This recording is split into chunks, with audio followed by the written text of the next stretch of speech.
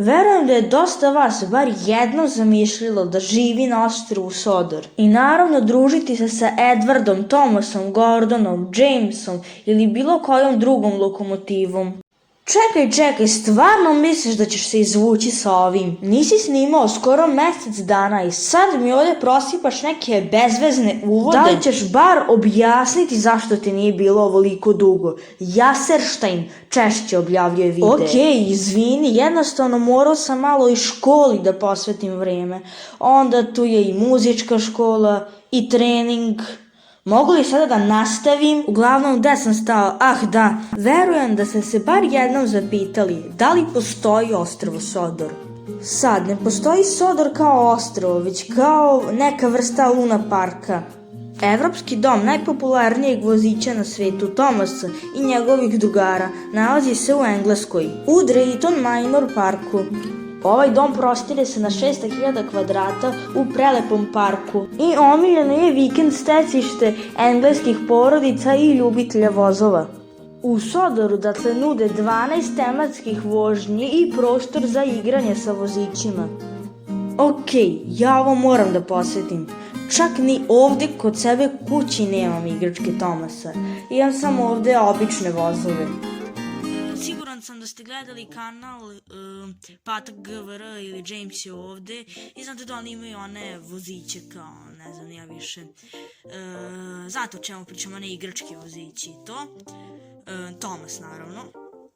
Znate da oni to sve imaju, mislim, snimaju taj sadržaj. Ako niste gledali njihove kanale, slobodno idite odmah sad.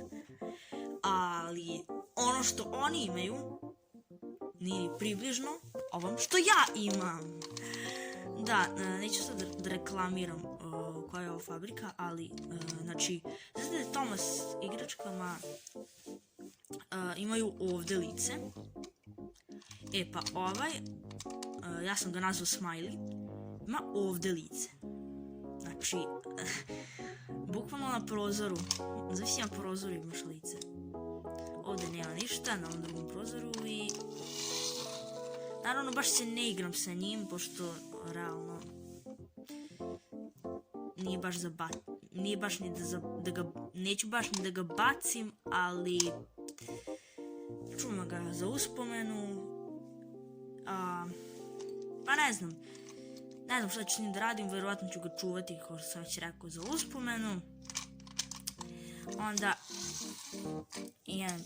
i ovog sam našao, ovaj, kako se zove, Persida.